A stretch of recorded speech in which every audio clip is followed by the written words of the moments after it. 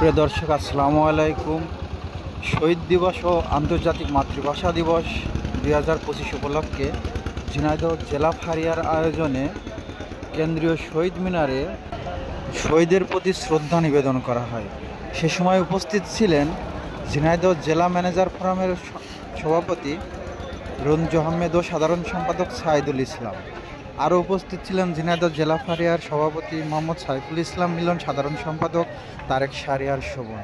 এছাড়া উপস্থিত ছিলেন ঝিনাইদহ জেলা ফাঁড়িয়ার সহসভাপতি মশিউর রহমান, সাংগঠনিক সম্পাদক মেহেদী হাসান বাপ্পি সহ ঝিনাইদহ জেলা ফাঁড়িয়ার বিভিন্ন পর্যায়ের নেতৃবৃন্দ।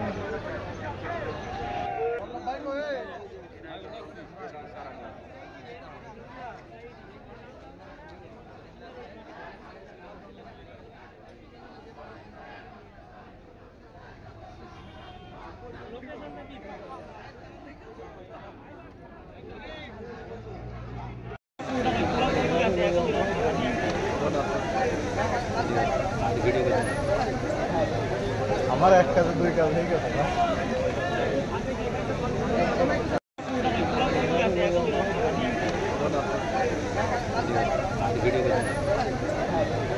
আমার এক কাজে দুই কাজ হয়ে গেছে না।